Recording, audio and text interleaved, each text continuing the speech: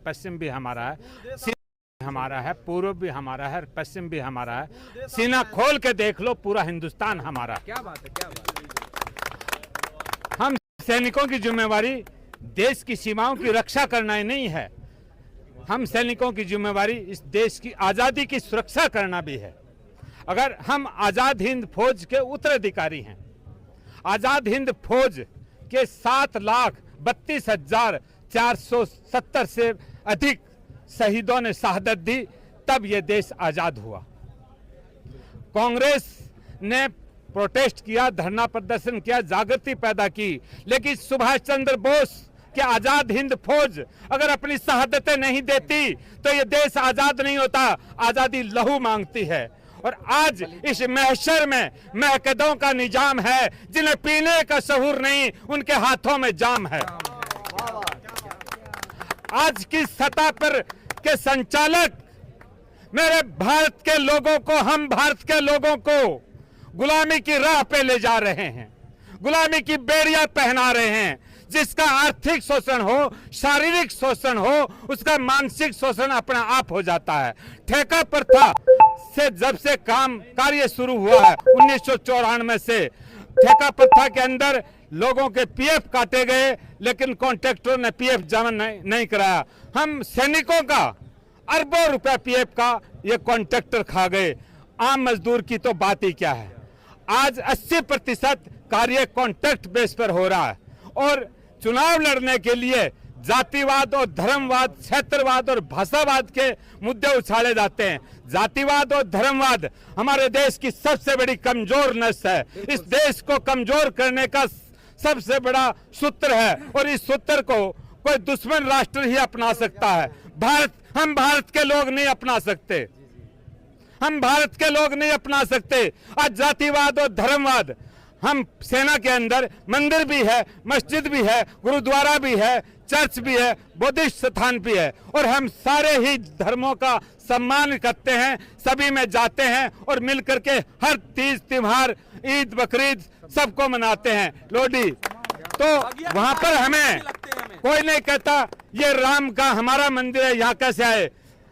धर्म स्थल मानवीय आत्मा की शुद्धिकरण की एक लेबोरेटरी है, जहां पे अलग अलग मशीनें रखी हैं। किसी में गीता और रामायण है, किसी में बाइबल है, किसी में इंजील है, किसी में गुरु ग्रंथ साहिब है, किसी में कुरान है। ये मानव की इच्छा है कि वो कौन सी लेबोरेटरी में कौन सी मशीन से आत्मा का शुद्धिकरण करता है, उससे पाक करता है, उससे पवित्र करता है। धर्म स्थल एक पूजा का स्थान है और मंदिर में राम नहीं है। मंदिर में राम होता तो घट घट में राम नहीं कहते। मस्जिद में खुदा नहीं है। अगर मस्जिद में खुदा होता तो रेशे रेशे, गोशे गोशे में खुदा नहीं कहते। ये हमारे दिलों से जुड़ा हुआ सत्य में ज्योति, सत्य के प्रकाश में ही ईश्वरीय शक्ति है।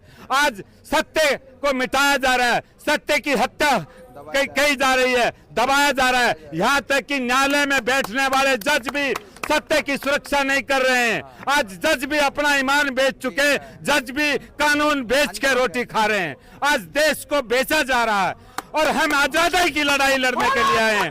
एक पेपर सवाल नहीं है। हमारे किसान जब आंदोलन पे आए तो इनको आतंकवादी कहा गया, टुकड़ा टुकड़ा गैंग कहा गया, इनको नक्सली कहा गया। तो ये सैनिक उन्हीं किसानों के बेटे हैं। अगर किसान आतंकवादी है, नक्सली है, टुकड़ा टुकड़ा गैंग है, तो हम सैनिक कौन है। बिल्कुल दादा, आप जिस तरह की आप अपनी आवाज बुलंद तरीके से रख रहे हैं, मैं पहले तो आपका नाम जानना चाहूंगा। मेरा नाम गुलाम हुसैन है। मैं राजपूती चौहान वंशी राजपूत कायम खानी कौम से हूँ। मेरा भारतीय डीएनए है, राजपूती डीएनए है। हम गोगो जी के 16वीं पीढ़ी से ताल्लुक रखते हैं। बिल्कुल, क्या बात है, क्या बात है। जितनी तारीफ करें उतनी कम है। लेकिन मुझे बताओ, जो आप जिस तरह की बातें कर रहे हैं, नफरत वाली, मोहब्बत वाली, लेकिन ये तस्वीर बदलेगी कैसे?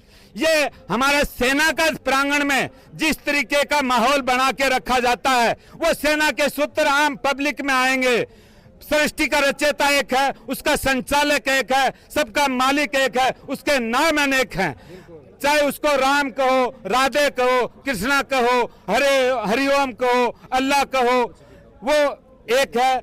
मेरा नाम गुलाम हुसैन है। मेरे को कोई गुलाब कह दे, या गुलाम सिंह कह दे तो मेरा नाक यहाँ से यहाँ नहीं लग जाएगा, मेरी शक्ल यही रहेगी।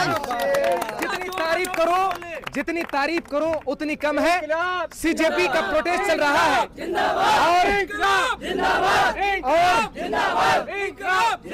भारत माता की, भारत माता की, भारत माता की, भारत माता की, वंदे मातरम।